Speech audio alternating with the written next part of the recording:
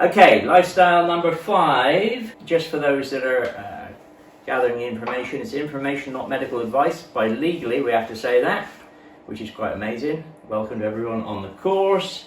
We are not medically trained, and what we're going to look at today is intermittent fasting and vegetable oils.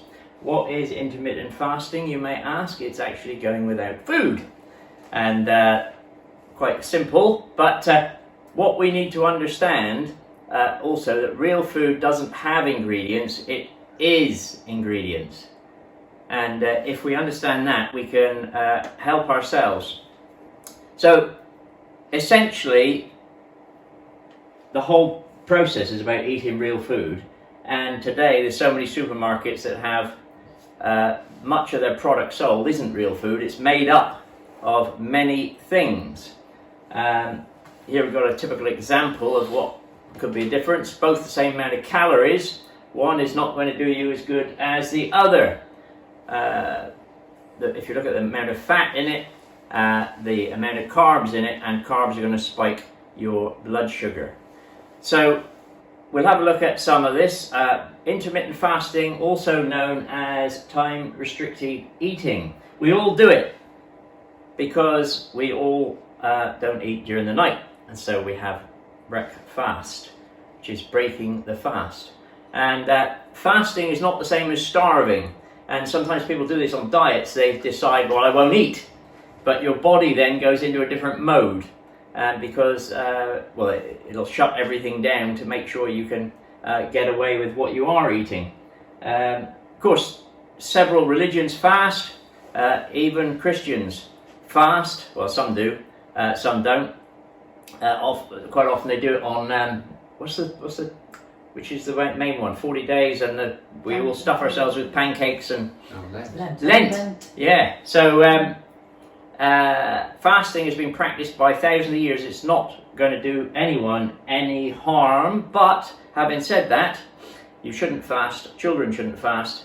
And pregnant or breastfeeding women shouldn't fast because they need their food. Fasting is quite easily explained by not eating, but when and how do we do it so we don't get the shakes, and how do we don't get hungry. There's 5 benefits of intermittent fasting. It supports healthy blood sugar, fights inflammation, enhances insulin sensitivity, promotes heart health, supports cognitive function, and boosts weight loss if you do it properly. Now, what happens during the day when we eat, we get these spikes in our blood sugar. If you take that red line as our blood sugar, and we have our main meal, and then, I don't know if you're like me, but I used to have a snack at 11 o'clock in the morning, and with my coffee, I couldn't possibly drink something without having something to eat with it. And then that spikes your blood sugar. And when these dips appear, that's when you get the shakes, or you could get the shakes. You could think, oh, blooming out, I've got to have something to eat. And so you eat, and then you spike the blood sugar again. And then our main meal spikes. Now what happens when you start first fasting is cutting out the little snacks. And then what you get is you don't get such a high spike, and you don't get the dips, because you're only eating 3 meals a day. And we really encourage to have 3 meals a day. Or, if you wanted to, go to 2 meals a day. There are people that go to 1 meal a day, but that's not what I like doing. But you can do it quite easily, but the trouble is I enjoy eating. So 3 meals a day, if you can keep to that, it's a way of keeping our insulin low. If you go to 2 meals a day, well, again, some people do this by extending their breakfast. Because I find if you wanted to fast, the easiest one to miss out is breakfast, because your body is already shut down, and you can go till either have an early lunch and then a dinner. And a lot of people find this as an easier way of actually starting to lose weight. I can't say I'm a big fan of fasting, but it does work. And of course, because we're all individual, it does make a difference. Here's a bit better explanation.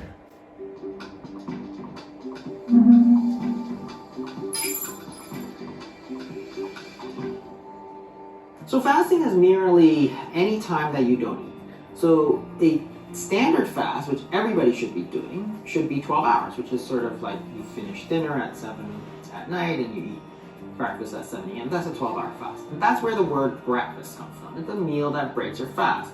You can't break your fast if you never fast. So therefore, the implication is that this is actually a part of everyday life. So you have to understand the body only exists in two sort of conditions. It's either in the fed state or the fasted state. So you're either eating, which is storing food energy, or you're fasting, which is you're burning food energy. It's one or the other. You don't do both at the same time. You don't eat and burn fat at the same time, because when you eat, your body receives the instructions to store body fat because food energy is going in.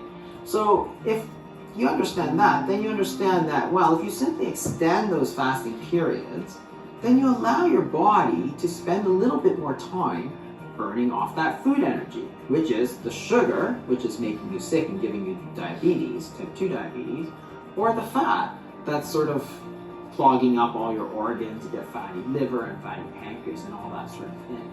So fasting is anytime you don't eat. You can simply take that sort of normal 12-hour fast and extend it to, say, 16 hours, for example. So you eat everything within an 8-hour window, and that's called a 16-8. It's very popular, and that's done most days of the week. Another sort of popular sort of thing is to go to almost a 23 or 24-hour fast, which is a sort of 1 meal a day sort of idea. So if you go from lunch to lunch or dinner to dinner, that's about 23 hours, 24 hours in between the meals. The point is that you're only storing food energy for 1 hour of the day, and the other 23 hours, you're going to allow your body to essentially digest or burn off that sugar. And that's also a very powerful way to get your blood sugars down and lose weight. Then you can go longer and longer. So those are sort of the most popular sort of regimens, and certainly for older people, we would encourage people to use sort of a shorter fast. So the difference between fasting that was done sort of in the 70s, which actually had a few problems, was that they were doing these super long fasts, like 30, 60 days at a time, as opposed to, say, 24 hours, which is really just sort of dinner to dinner. You're still eating once a day. But you certainly can go longer if you want, but as you go longer, there's more power, but then there's also more risk. So you have to be more careful, for example, if you're on medications, if you're older, if you have any concerns about malnutrition or underweight, then you have to be a little bit more careful. But those are always options. You can go 3 days, 5 days without food. It's okay. The average weight loss, the actual fat loss, is actually only half a pound of fat per day of fast. So you have to decide what you're going to do and why, and that's where having some guidance might be very helpful. So our program, for example, offers some guidance, but most people would do very well to start with some of the shorter fasts and then sort of dabble in with some of the longer fasts. And that's sort of the most important rule, the two most important rules of fasting, really. One is always be safe. So you want to make sure you speak to your doctor, you know what you're doing. If at any time you don't feel well, you stop. So always be safe. That's number one. And the other one that's really important is to fit it into your life. Because if you start doing a fasting schedule that really doesn't go along with your lifestyle, that's not going to last. So I had one fellow one time, he used to go out with his friends and have lunch, and he'd stop doing that to do fasting. I'm like, no. That's not the way it works. You do what you normally do, and you fit all the fasting around that. Because otherwise, if you cut yourself off from all your friends, you're not going to like it, and you're going to stop doing it. So it's not viable in the long term.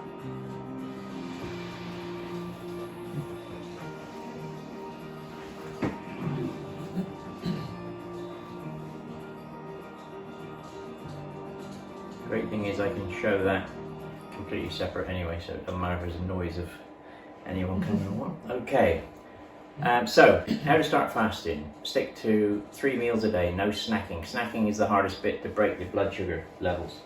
And if you wanted a snack, I would suggest having a hard-boiled egg, which will put you off one of the fasts if you want to start snacking anyway. Do you struggle with that, snacking? Do you just struggle, or do you find it easy? It's getting easier, much easier for me. I think, yeah, for me it's sort of, if I'm out and about and busy, it's fine. But if I'm in the house, yeah, it's not so easy. Yeah. But is it eating the right thing beforehand, isn't it? If I have porridge in the morning, I don't want to snack in the morning. No. If I have the wrong kind of lunch, then I need to snack. Yeah, that's the challenge, isn't it? It's what you eat.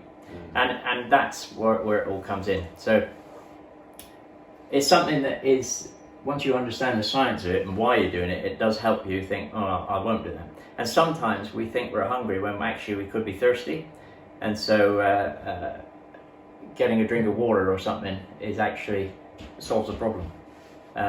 Anyway, what now moves into what I think is probably the biggest single thing that's causing sickness and disease in the world is seed oils, and how it has changed over the years.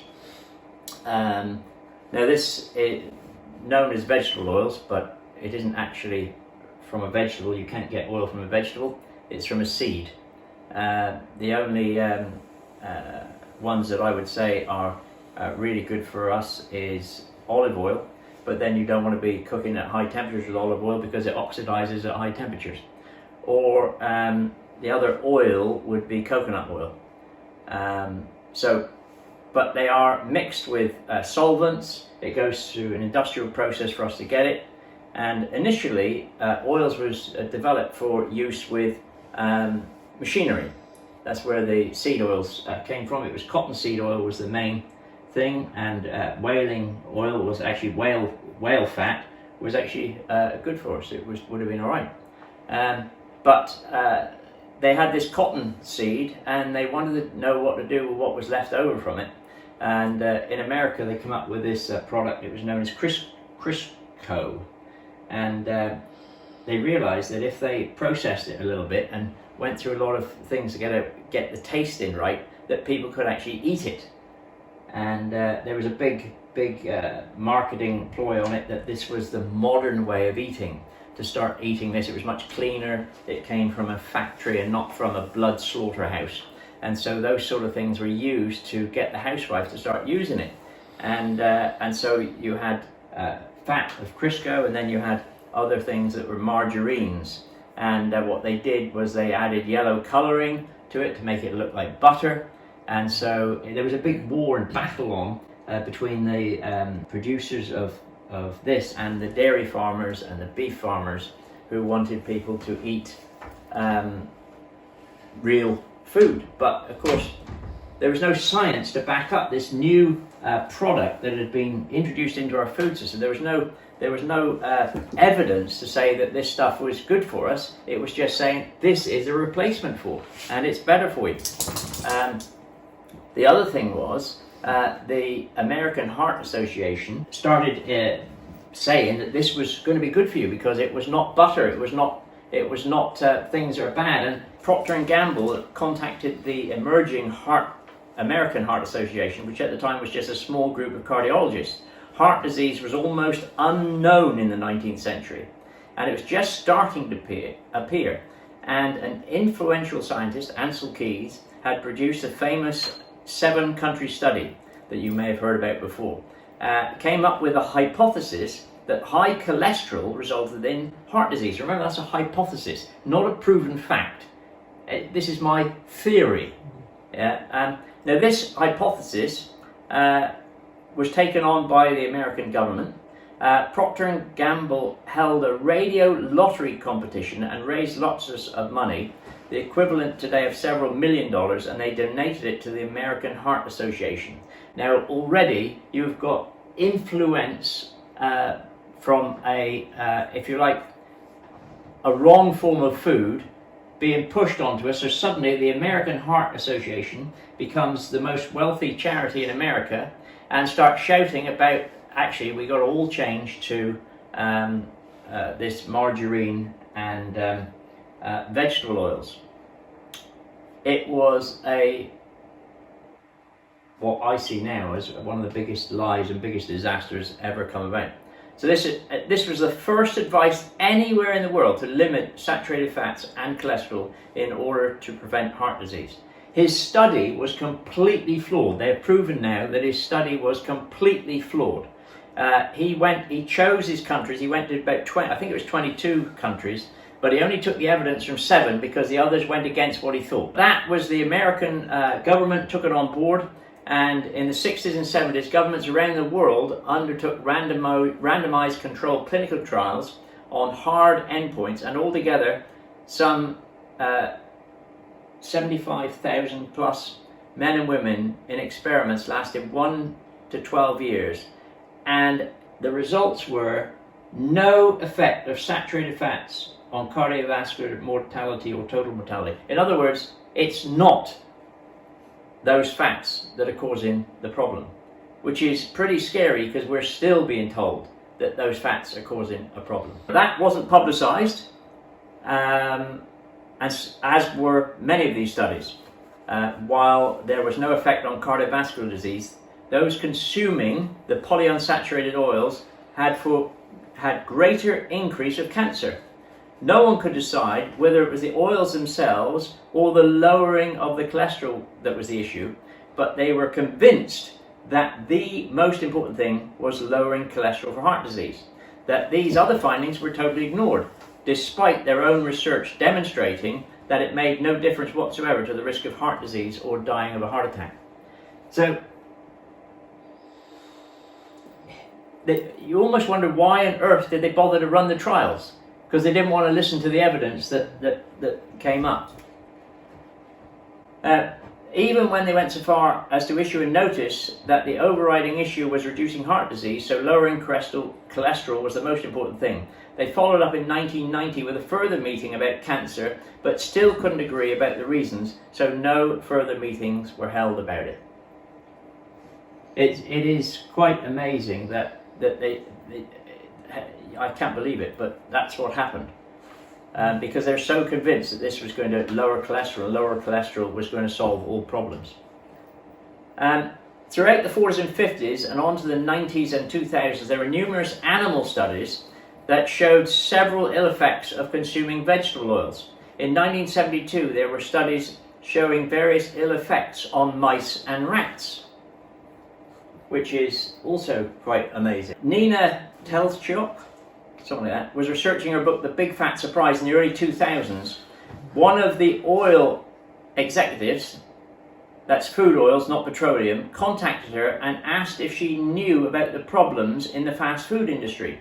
Once trans fats had been banned, they had to turn to other vegetable oils, and it turns out that the oils polymerize and become like shellac, hard resistant substance that's used in French polishing. This substance that coats the machinery, the floors and the uniforms of the staff. They had to invent new, extremely strong chemicals to degrease the surfaces because normal ones wouldn't touch it. They even had problems with the uniforms being sent away to the laundry because they would spontaneously catch fire. There is lots of talk now about people who use deep fat fryers getting cancers very early, and they've got big problems with it in the fast food industry. Aldehydes are extremely chemically reactive, cause rapid cell death, interfere with DNA and RNA, and disturb basic cell functioning, cause extreme oxidative stress to every possible kind of tissue with great diversity of deleterious effects to health, all of which were rather likely to occur at levels normally consumed by humans. And this is all what happens when we heat cooking oils, whether they're there anyway. If you look at, this is from a recent study done by one of the leading researchers into aldehydes in foods. This is just one of the toxic substances when you produce heated vegetable oil, and again outlines a serious effects of cells on the consumption of vegetable oils. So, and they're all used. 30 years ago, 40 years ago, McDonald's, Burger King, they all used fat, beef fat. Now they're all using oil because they can serve chips to vegetarians and vegans as well as the rest of us. So there are several problems with industrial seed oils. Eating industrial seed oils raises omega-6 to 3 in fatty acids with significant consequences of our health. Industrial seed oils are unstable and oxidize easily, which is not good for our inflammation. They can contain harmful additives. When industrial seed oils are repeatedly heated, even more toxic byproducts are created. So dietary fat. This is an interesting chart. Canola oil, if you look at the red saturated fat, everything has saturated fat in it. Alright, so even if you say olive oil has no saturated, well, it has saturated fat in it. But then you look at linoleic acid, which is the bad news, which we don't want to be having in our bodies. And you can see quite a bit of it in there, and as you come down here, it's a lot less. Our yellow one, well, we've got two yellows, alpha linoleic acid and oleic acid. Which should you use? Well, ideally you shouldn't any oil for frying. You shouldn't use a solid, you should use a solid fat. Butter, lard, dripping, coconut oil, which is solid at room temperature, except in the middle of a very hot summer. Olive oil may be okay for frying at low temperatures, but not at high. So you could use coconut oil for stir fries, for example. For salads, extra virgin olive oil or avocado oil are fine. But it's best to avoid oils high in levels of linoleic acid, and so soybean oil and corn oil particularly are really high. Sunflower and rapeseed oil, called canola here, are also very high. We'll go into a little bit more of that. And we'll look at this in a little bit more detail in a minute, talking about stuff of Chris Knobbe. So I'm going to, the amount, right, you can see the different things on here. Very low. Low, but it's going up. That's double. That's quadruple. Well, no, that's 9 times. That's, yeah, lots. Interesting how we, we'll see that in a minute when I go up to... That's only 2008. Look what it is now. Yeah, well, you'll be amazed. Another research in Blackburn in the UK found similar patterns between 1900 and 2010. There were no heart attacks. No heart attacks.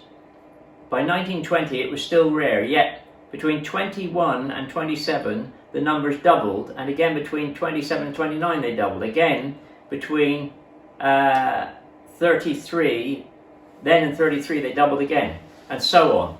And we'll look at this a little bit. Similarly, cancers. When researchers looked at remote populations such as the Maasai or the Inuit, they found no incidence of cancer or heart disease. Others, working with remote tribes in various locations, including Africa and South America, found the same thing. Populations that were remote and ate their own ancestral diets had no incidence of these diseases, even into the 1970s. In some populations, they ate mainly animal products. The Inuit, who ate meat and fish, and the Maasai, who ate meat and drank blood and milk, were very healthy, whilst other forest-dwelling populations ate largely plant-based diet. Yet if any of them moved into the population where the Western foods penetrated, such as port areas, those same people developed Western diseases. So this removes any possibilities of this results being genetic. If you look at that dot in the, thing there, that is to evaluate the number of people in America. All right, and in 1890, 2.8 per 100,000 people. I think this is probably each dot is 100,000. Anyway, 2.8. That's the number of people that would have had type 2 diabetes. All right, in 1890. So today, instead, there are 34.1 million people with diabetes in 2016. And if you were looking at that in dots, that's in 2016. Okay? Now, is this the result of just eating too much sugar that we've all got diabetes? Well, this is what we're going to look at. Or is it to do with the oils that we've been eating? We're going to go over here. If you look here, sugar and vegetable oil consumption in diabetes between 91 and 2016. And look at where the sugar level has gone in those years. And look at where the vegetable oils have gone. And look at the prevalence of diabetes. A massive rise, while sugar consumption is actually about the same. So there isn't a cause there, but that you could say, well, actually, is that just an oddity in America? So again, this is just see now how much it's gone up. Now let's have a look at this one. Diabetes and adipose lactic acid. Okay, so this is the amount of acid in the body which comes from eating vegetable oils. Alright? Now, if you look at that figure, the sugar line in those years is basically the same. Vegetable oils has gone from very low, up to here. Diabetes has rocketed. Obesity has rocketed. 28% obesity in 2019. And that figure is not a lot different to the UK. In that period, okay? That 28% of the population. This is UK now, alright? Let's look at the UK. The percentages is part Yes, of the population. Wow. So the sugar trend actually has gone down in this time. Vegetable oils has doubled. It's not just gone up a little bit, it is doubled. LA in body fat, the percentage, which needs to be less than 2%, it's gone up, increased immensely. Obesity has gone up. Diabetes has tripled. And all these figures, you see the amount of lactic acid in our body tissue, has gone from virtually nothing right the way up, which is not a good sign. Australia, we go across to Australia now, and carbohydrates has dropped in Australia over that period of time. All right, the vegetable oil consumption has gone up immensely because of what I said just now, the fact that we've cut out animal fats to put in vegetable fats to keep the vegetarians and the vegans happy. So anyone cooking in a restaurant, anyone cooking anywhere, they don't have to change anything because that's one thing covers all. So all the vegetable oils have been added, the animal fats have been removed, and also because the governments have been saying that saturated fats are bad for you, so animal fats have got to come out, whereas in actual fact it's actually caused exactly the opposite effect. So in Australia, the obesity rate is up, diabetes is up, the consumption of vegetable oils is up, carbohydrates is actually down. And these are figures given by the agricultural people on this. It's all Chris A Knobbe's work, and which is on the slide, and I'll make reference to it at the end as well. So China. Now China is always seen as quite a healthy people, but it's actually been changed dramatically over the last few years. And if you look at their obesity and their cancer is going through the roof, and yet their sugar consumption is low. What has changed? Well, when you fry foods, they used to use animal fat, now it's vegetable oils, everything's been swapped out. And I think, and as these slides are showing, that it's vegetable oils that have been a danger to us. Now we're going to go to the incidence in China of the two. That's show and say. So China's sugar consumption is the lowest in the world, but their cancer rates are now gone ridiculously getting high. Japan, total calories dropped, obesity gone up, vegetable oils gone up from 0 to up here. The percentage in our use, it's just a phenomenal change. It's the only change that we have seen of any food group over this period of time. No other food group has changed anything like it. And saturated fats, right down here, they haven't changed over the period of time, but the oil consumption has literally gone through the roof. So again, in Japan, diabetes has gone from nothing to 6.9%, which is still low, but it's gone from 0.2% in only 1955. So it is a phenomenal change. And yet, like I said, total calories are down, total fat is up, but it's made up of vegetable oils. And there you see the amount of vegetable oils that how it's increased from where it was. Vegetable oils are a disaster. So diabetes up 345-fold between 54 and 2007. Where is it today? I shudder to think. And people would say that, like I said, Japan is quite a healthy place for food. There are vegetable oils driving breast cancer. It's phenomenal. Because what we got to understand is what we eat goes through every cell of our body. It is what's driving our health. And, you know, again, these are actual figures. Diabetes can be reversed. Yeah. It's proven. Yeah, you can reverse diabetes. But where the cancers are coming in, is it kind of the damage is done and... Well, the problem is, if we keep eating the same foods, all right, if we keep eating the same foods, we're still, and it takes up to 3 years to get seed oil contaminants out of your body. Oh, okay, so 3 years. 3 and after So to clean up. Yeah, to clean up. Okay. Now, where do we consume vegetable oils and vegetable fats when we try not to?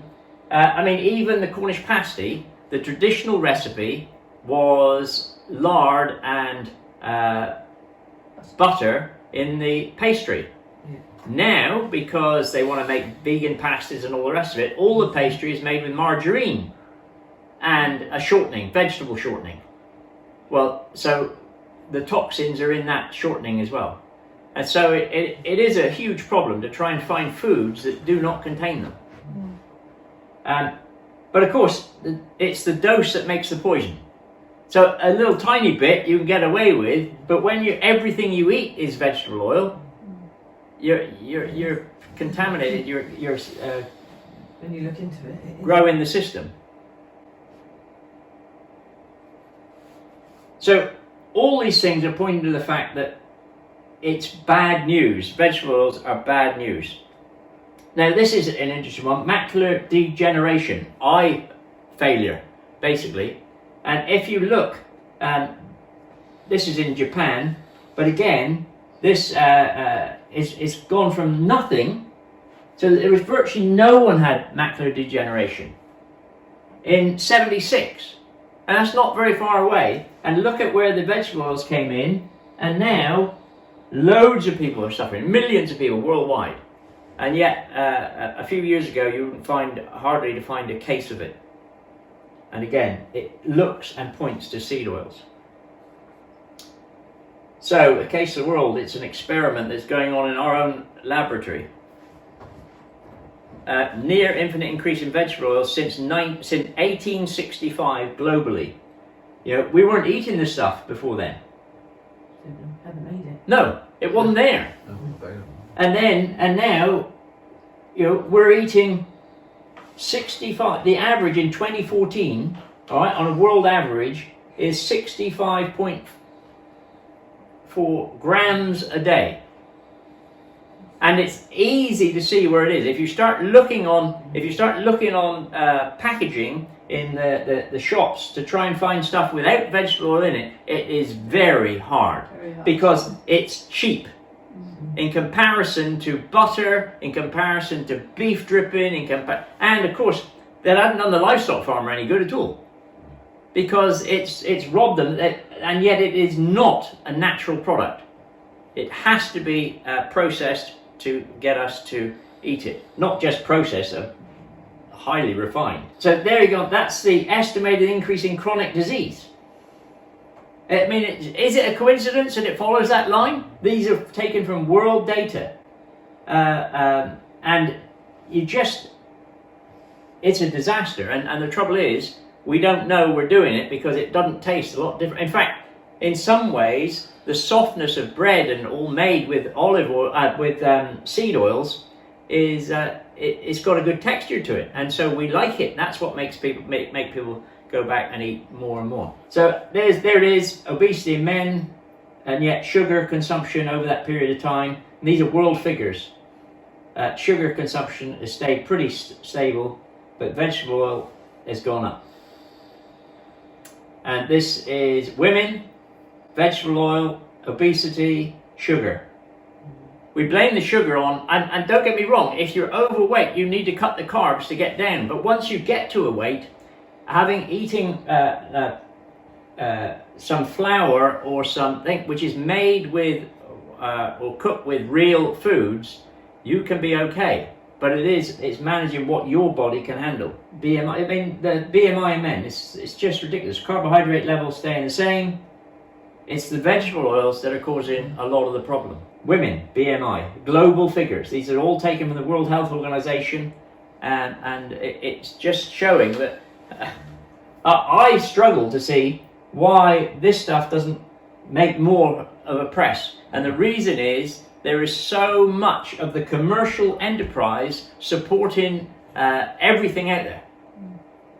Everything is paid. Your adverts on TV, they're going to show this sort of stuff because they're paid by the cereal manufacturers and they're paid by anyone. So you're fighting a battle when it comes to promoting this. Women again. Average weight gain, 14 pounds. Now you might say, well, 14 pounds, that's average around the world. That's a lot of weight. Vegetable oil and sugar consumption, diabetes prevalence, men, again, very, very high. Women, very, very high. You say sugar's going down or staying the same? Well, down just slightly, yeah. But are the sugar alternatives quite bad for you? Sugar alternatives would, of course, put that down. So sugar alternatives, unless they're a natural one, are not good for you. But that's what I mean. Could they be a little bit? Well, they could, but a lot of people are swapping yeah, sugar for alternatives. but a lot of people would be swapping the alternatives, which we don't know what the consequences are. Yeah, but what we do know is that this is recordable data, and a lot of people don't go for alternative sweeteners. There's a lot of people that avoid it. Now, of course, they're being forced on us now by drink manufacturers. Yeah. I myself don't touch them because they give me migraine instantly. The vegetable oil up 55% in that period of time, and just so happens that diabetes is up twofold in that time. Now, that's what happens to us. 86% vegetable oil, 80% added fats are vegetable oils. That's what happens. And as Mark Twain says, it's easier to fool people than to convince them that they have been fooled. And that's the problem, isn't it? Yeah. You know, what does the health industry and the health service, do they agree with this, or? Well, that's the problem. They don't want to look at it. No, Too big. but it looks so obvious. Yes, but you try and get them to even, read the book or look at the evidence. And this guy, the guy that's done this, Chris Knobbe, he's a scientist in Colorado, and he has spent 7 years going around to all the different countries and getting the evidence and gaining it. And he makes a presentation, and often they don't want to listen to it. No, that isn't real. It's not true. But it is. There's too much world evidence there to show that it is. The video was cut off in its prime just there, but I want to recommend this book, and it's Chris Knobbe, The Ancestral Diet Revolution. The material, lots and lots and lots of the material there. It's from Chris Knobbe. It's phenomenal. I can't recommend enough to get this book. It supports the Cure AMD Foundation and the Ancestral Health Foundation, both charities which Chris has founded himself. So that's the book. No credit to me, all credit to him and all his team. Fantastic book. Do get it, and you'll learn a lot more about this. Join me for the next video, and look forward to seeing you soon. Bye for now.